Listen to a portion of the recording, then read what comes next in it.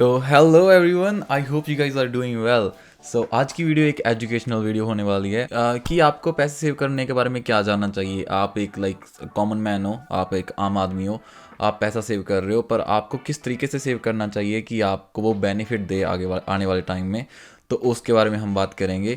इस वीडियो को एंड तक देखना, क्योंकि आपका पैसे को सेव करने का नज़रिया ही बदल जाएगा इस पूरी वीडियो को देखने के बाद। पर अगर आप क्रिप्टो के बारे में या स्टॉक मार्केट के बारे में जानना चाहते हो तो उसके लिए एक पहले ही वीडियोस अवेलेबल हैं।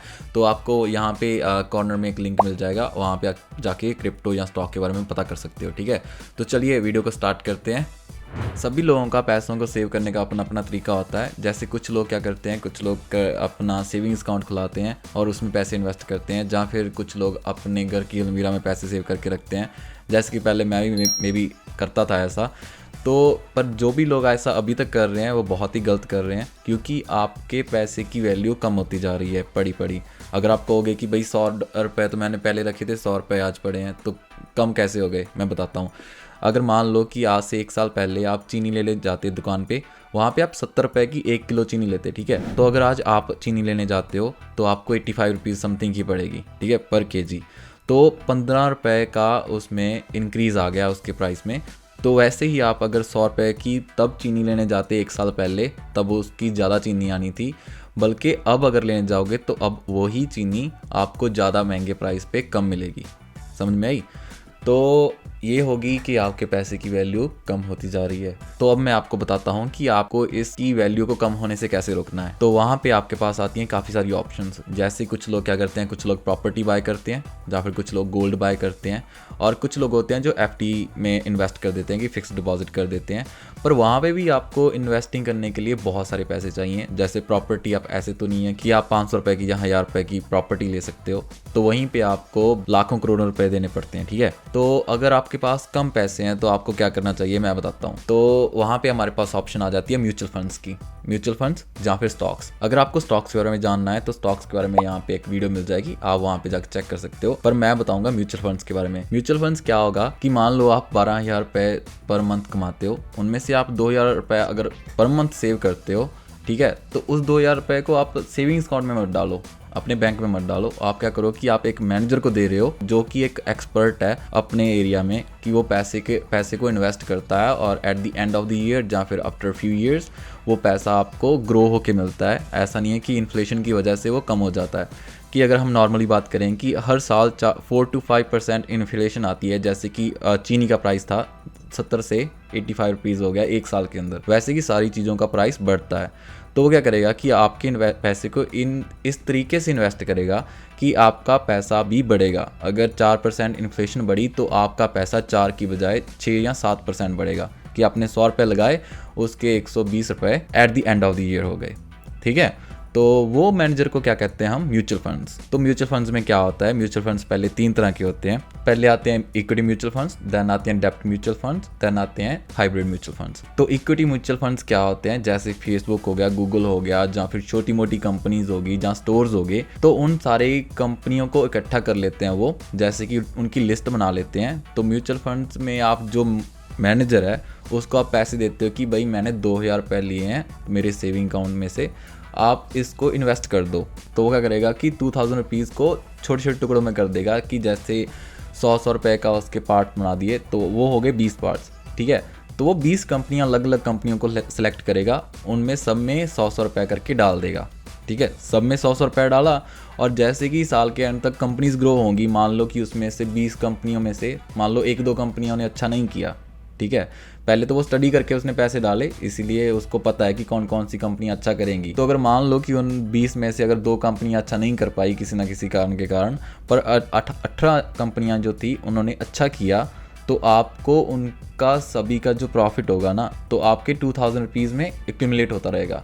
और नंबर 2 वो होते हैं डेब्ट म्यूचुअल फंड्स। जैसे उनमें क्या आता है कि बॉन्ड्स आते हैं, डिबेंचर्स आ जाते हैं, जहाँ सर्टिफिकेट और डिपॉजिट्स आ जाते हैं। तो उनमें क्या हो जाता है कि मोस्टली ये डेब्ट म्यूचुअल फंड्स जो होते हैं वो गवर्नमेंट के होते हैं, ठीक है। वहाँ पे हम ऐसे भी कह सकते हैं कि 0% रिस्क होता है कि गवर्नमेंट आपसे लोन लेती है काइंड ऑफ, कि उनको जो काम करने होते हैं या उनके बजट में वो पैसे पूरे नहीं होते, तो वो क्या करते हैं कि आपको कहते हैं कि आप हमें लोन दे दो, हम आपको रिटर्न देंगे उस पर। One of the most secure investments में से एक है। पर वहाँ पे आपको एक ध्यान में रखना पड़ेगा, जैसे हमने पहले वीडियोस में सुना था कि जहाँ पे सबसे कम रिस्क होगा वहाँ पे सबसे कम रिटर्न भी होगी। जितना हाई रिस्क उतनी हाई रिटर्न, जितना कम रिस्क उतनी कम रिटर्न। तो जो तीसरा आता है वो आता है hybrid mutual funds. Hybrid mutual funds में क्या होता है कि वो आपके पैसों को इक्विटी वाले में, जिनमें कंपनीज थी, दूसरा था जो गवर्नमेंट के फंड्स थे, उन दोनों को कंबाइन कर देते हैं वो, तो क्या आ जाता है हाइब्रिड।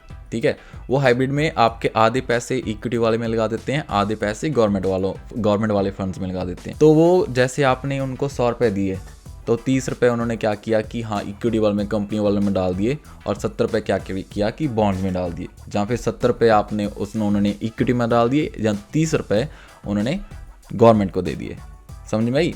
तो उसे क्या कह देते हैं हम, हाइब्रिड म्यूचुअल फंड्स। तो अगर आप हायर रिस्क उठाने वाले लोग हो तो आपको पता है कि जैसे RRT का ध्यान रखते हैं, जैसे कि रिस्क, रिटर्न और टाइम, कि आपको कितना रिस्क उठाना पड़ सकता है किसी चीज़ को बाय करने में, और आपको कितनी रिटर्न मिल सकती है और कितना टाइम मिल सकता है। जैसे कि मोस्टली अगर आप स्टॉक मार्केट या म्यूचुअल फंड्स में किसी में पैसा लगाते हो तो कम से कम आप अपना 10 साल का टाइम मान के चलो, कि जैसे आपके ब्रदर की या सिस्टर की या आपके बच्चों की किसी की शादी है, तो आप 10 साल के लिए वैसे भी सेविंग्स करते हो ना, फिर FD में पैसे डालते हो। तो आई वुड से कि आप FD में मत पैसे डालो, आप क्या करो कि म्यूचुअल फंड्स में पैसे डालो, तो सेविंग्स अकाउंट से वो ज़्यादा बढ़ते हैं। जैसे कि आपको बैंक 4% देता है, लाइक अगर मैं ज़्यादा से ज़्यादा मान के चलूँ, आपको 4% या 5% रिटर्न देता है एक साल के अंदर, पर 4 to 5% तो इन्फ्लेशन ही हो जाती है। अगर आप 100 रुपये वैसे ही कहीं पर रखोगे, ठीक है, तो उनकी वैल्यू 4% तो वैसे डिक्रीज़ हो जानी है। तो अगर बैंक क्या करता है, बैंक आपको अगर इन्फ्लेशन का ही प्राइस दे रहा है, जितनी मनी आपकी वैसे ही बढ़ती है, तो there is no difference in saving your money in the bank account, right? क्योंकि आपका पैसा सेम ही है, बढ़ नहीं रहा, वो सेम ही रह रहा है ऑलमोस्ट। पर क्या कर रहा है, वो इन्फ्लेशन की तरह ही बढ़ रहा है, पर उसकी वैल्यू कम भी नहीं हो रही तो बढ़ भी नहीं रही। तो अब क्या करते हैं कि हम म्यूचुअल फंड्स और स्टॉक मार्केट के डिफरेंस के बारे में जल्दी से जान लेते हैं। तो म्यूचुअल फंड्स में क्या होता है कि आपके पास डाइवर्सिफिकेशंस आ जाती हैं। आपके पास 1000 रुपये है तो आपने इन्वेस्ट कर दिया, वो अपने आप डिवाइड कर देते हैं पार्ट्स में। पर आपको स्टॉक मार्केट में अगर 1000 रुपये को आपको अगर डिवाइड करके लगाना है तो खुद डिसाइड करना होगा कि किस में पैसे लगाने हैं।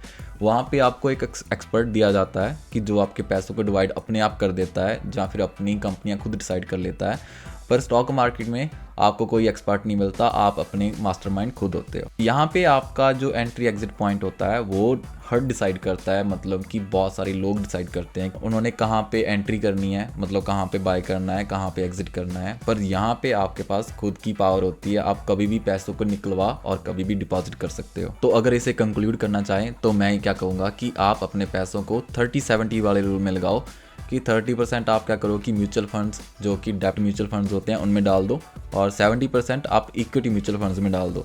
क्योंकि आपको अगर पैसे को ग्रो करना है, इजी ग्रो करना है और जल्दी ग्रो करना है, तो आपको रिस्क तो उठाना पड़ेगा ही पड़ेगा। जहाँ फिर आप खुद पैसा लेके 70% आप क्या करो कि बड़ी कंपनियों में डाल दो, फिर 30% जो होता है वो आप डेब्ट म्यूचुअल फंड में डाल के रख दो। बट मैं आपको ये भी बात बता दूं कि I am not a financial advisor, मैं भी लर्न करता हूँ, मैं फिर आपको बताता हूँ, पर आप भी अपने खुद रिसर्च करो और आप अपने पैसे के खुद मालिक हो, तो इन्वेस्ट बाय योरसेल्फ, क्योंकि रिसर्च इज़ ऑल्सो इम्पॉर्टेंट। मैं अगर अकेला कह रहा हूँ तो इट इज़ माई थिंकिंग, तो आपको भी रिसर्च करनी पड़ेगी। तो यही थी आज की video. I hope you guys like my video.